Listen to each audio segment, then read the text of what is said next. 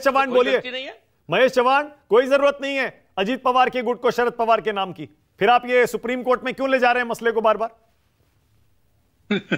मानक जी, पार्टी का नाम उनको शरद पवार साहब की जो पार्टी है वो चाहिए, पार्टी का सिंबल जो शरद पवार साहब का पार्टी का सिंबल है वही होने चाहिए, और उसके बाद उन्हें शरद पवार साहब का फोटो भी चाहिए।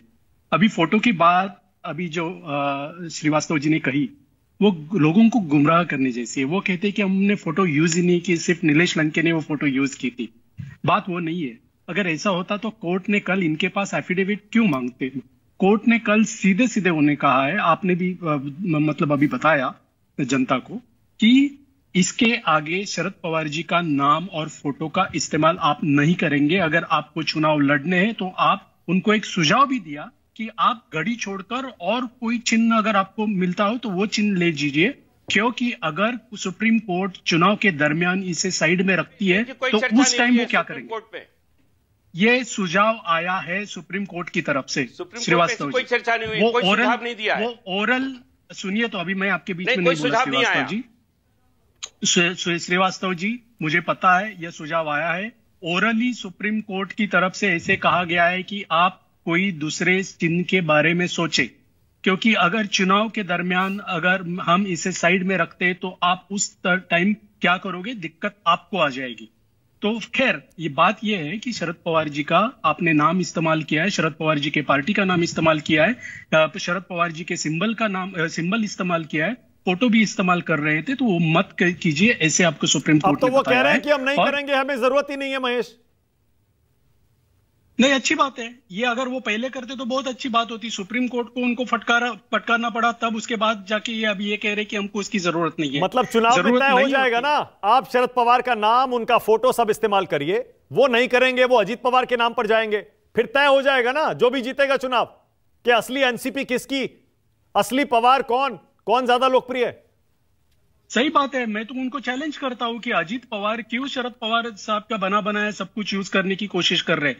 वो अगर उनमें दम है तो वो खुद की पार्टी क्यों नहीं लॉन्च करते, क्यों खुद का नाम नहीं देते, क्यों एनसीपी के जगह पे अजीत पवार के नाम के रिलेटेड जो भी नाम है वो क्यों नहीं रखते अपनी पार्टी को, क्यों सिंबल नया नहीं लेते, ले लेने दीजिए ना, और फिर पता चलेगा। और मैं तो इतना कह रहा हूं कि सिर्फ उन्होंने अगर नाम या सिंबल अलग लिया तो ही नहीं, हमारा जो नाम है पहले का जो चुनाव आयोग के पास से और विधानसभा अध्यक्ष के पास से उनको दिया गया है, जिसके लिए हम लोग वापस सुप्रीम कोर्ट में हम लोगों ने याचिका दाखिल की है, वो नाम पे भी वो कितनी सीटें एनसीपी जीतेगी, शरद पवार गुट कितनी सीटें जीतेंगे आप महाराष्ट्र में इस बार?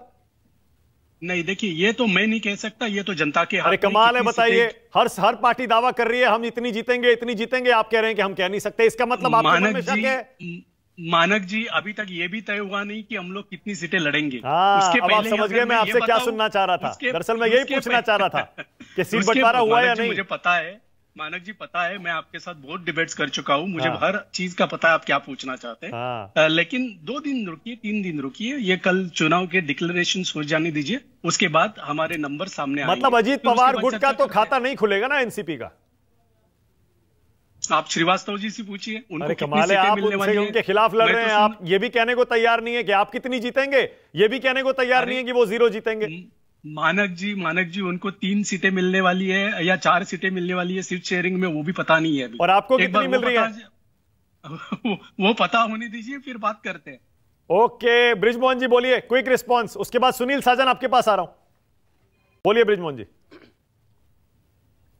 मानक भाई, हम लोग एनडीए के एक प्रमुख घटक दल के रूप में काम कर रहे हैं, और हम लोगों ने फैसला यह लिया है कि महाराष्ट्र की 48 की 48 सीटें एनडीए चुनाव जीते, एनडीए के प्रत्याशी जीते।